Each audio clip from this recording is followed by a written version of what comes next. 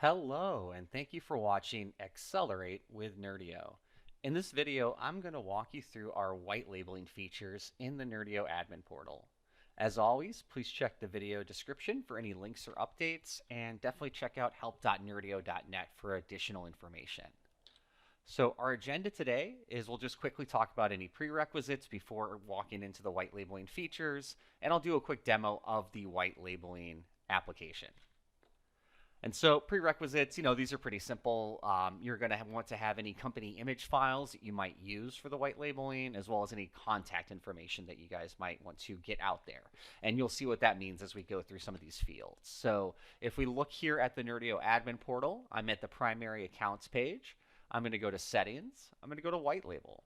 And so you might ask, why do I want to use white labeling in Nerdio? Well, we think one of the big value adds that Nerdio provides is that you can actually share this portal with your clients if needed, or if you're co-managing.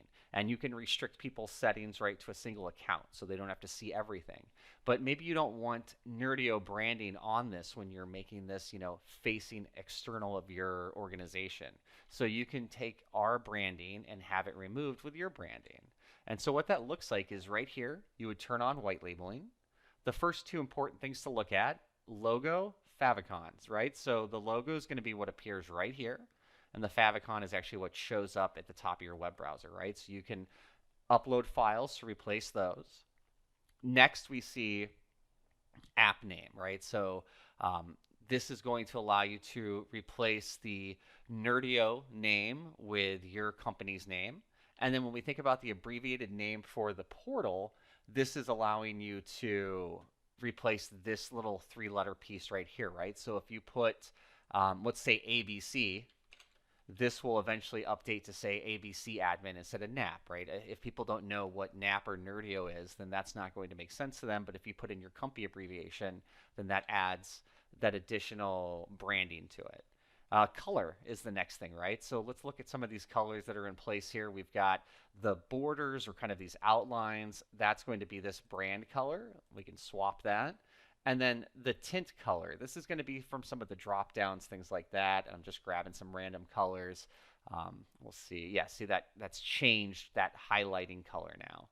And then the rest, right? Company contact, phone, and email address. So as you should have seen by now, there are welcome emails that you can generate in the Nerdio Admin Portal when you create new users.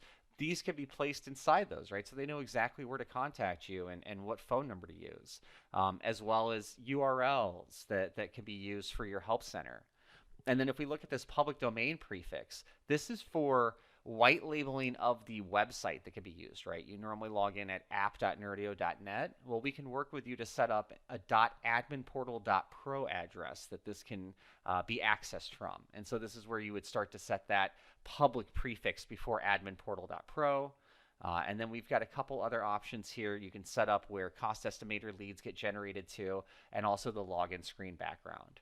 Once you've made those changes, you'll just click save, and we'll see that that was successful. I've got my little on button on, and then I would say a log out and a log back in should allow you to start to see these changes as visible, and you'll be ready to go.